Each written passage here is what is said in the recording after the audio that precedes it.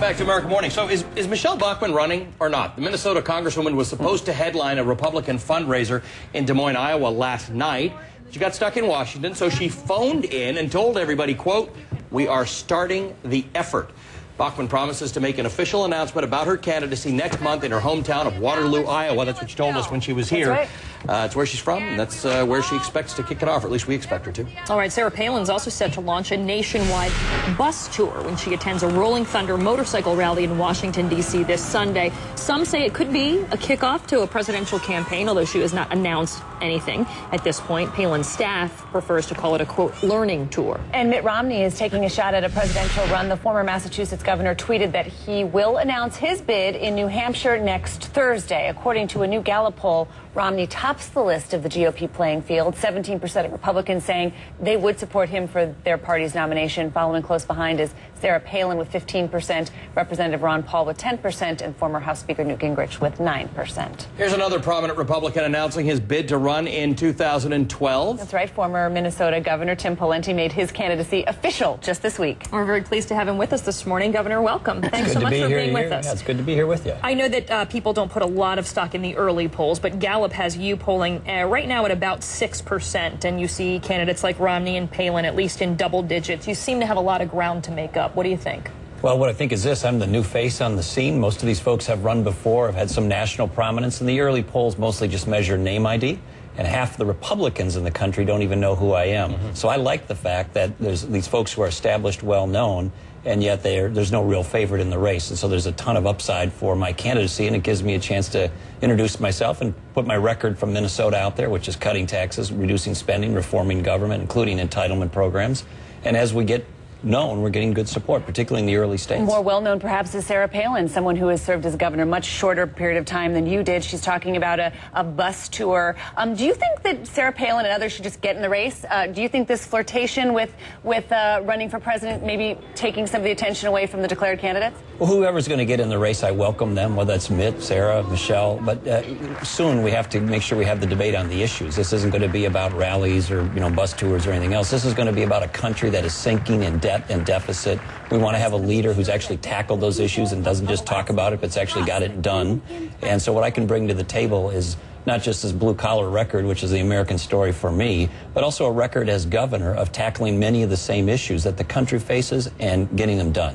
And we got to focus on that, because if these early polls were predictors of who's going to be the next president, and they mostly just recognize name ID at this point, Rudy Giuliani and Howard Dean would be president.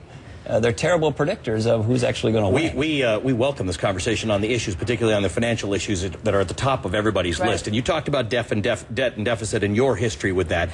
Is it feasible, if you became president, to tackle the deficits and the debt in this country and really not increase taxes? Well, Ellie, if you look where the money goes and you look at a pie chart of where the money goes, there's 2 or 3 big programs where most of the money goes, and you have to address Social Security, Medicare, Medicaid, and if we're not willing to say it and we're not willing to do it, then we're just wasting each other's time. Paul Ryan started saying it. Are you on board with what Paul Ryan is talking about with Medicare? I applaud Paul Ryan in the direction that he's headed. I'm going to have my own plan. It's going to have some differences. For example, he chose not to address Social Security. We will. And this is part of it's time for the truth tour. You want to raise the retirement age, and would you benefit, or would you means test benefits for seniors, so somebody who is wealthier maybe wouldn't get as much as somebody else? What we've said for Social Security is this. Anybody who's on the program or near retirement wouldn't be affected. Stays the same for them. But for the next generation, the ones who are coming into the workforce, we're going to gradually raise the retirement age over time. We have to. We're also going to means test part of the program, the COLA, the cost of living adjustment. So if you're wealthy, you won't get that, and down the list. But the point is this.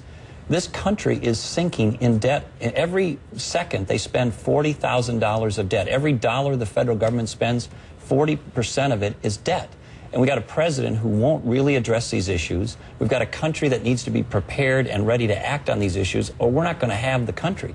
We got a president who has a campaign plan, but he doesn't have an economic plan. I want to ask you about that because, I mean, there was just a huge back and forth, a lot of test of wills, really, in Congress. And they did hammer out at least something that seemed to indicate they were going to talk about major cuts to the tune of billions of dollars. What about the president, do you say, is not honest when it comes to explaining to people how he's going to plan to cut the deficit? We don't need to be talking about billions of dollars of cuts. it's going to have to be hundreds of billions and maybe even $1 trillion. They take in at the federal government level $2.2 trillion a year or so, and they're spending $3.7 trillion.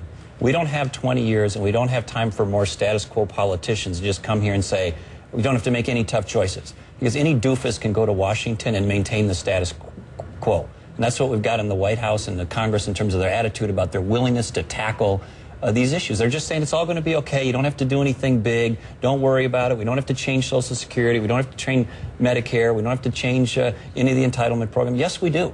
And if we're not going to have leaders who are going to say that and do it and tell the American people, look them in the eye, it's time for the truth, then we're all wasting our time. You might as well, Allie, come back to Minnesota and drink beer and play hockey with me, but that's not what this is about. Always happy to go back. But let's talk about this for a second. Between Barack Obama, who is a formidable politician, and some of these names we're talking about getting into the Republican race, how do you contend with some of the, I don't know if they're criticisms or you welcome them, the fact that you're more like an average guy?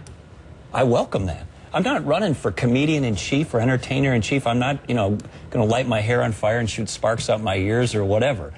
This is a country that faces big challenges. We need seasoned, experienced leaders who know how to tackle problems and get the job done. That's what my record reflects. And if you want the comedian-in-chief, if you want the entertainer-in-chief, vote for somebody else. But if you want to get the country back on track, vote for me. I want to ask you about the primary, about getting out of the GOP primary in general. If Sarah Palin or Michelle Bachmann enter the race, does it change your strategy? No. Whether it's Michelle or Sarah, there's going to be a big swath for people to compete. And I'm going to be the only candidate in the race on the Republican side that can unite the whole coalition. So on the Republican side, you have economic conservatives, social conservatives, libertarian conservatives. How do you get the money? You got to win Iowa. You got to win Iowa. If Sarah Palin jumps in the race, it's hard. We'll have the money to compete in the early states for sure. If you're a betting man for the CNN the debate in New Hampshire next month, who do you think you're standing up there with? About 20 people. I mean, there's going to be a lot of you have a sense of what it's going to look like. Well, it'll sort out. It'll sort out. But these know that the early states, will have enough money to be successful in the early states. And as I get known, we're getting good traction. And so just keep an eye on these polls, not now, but see what they look like a year from now. We'll have a clearer picture of which one of your Republican colleagues will be joining you on that stage next month. Nice talking to you, Governor. Okay. Thanks so much for joining us this morning. Appreciate it. Thank you. 49 minutes past the hour. We'll be right back.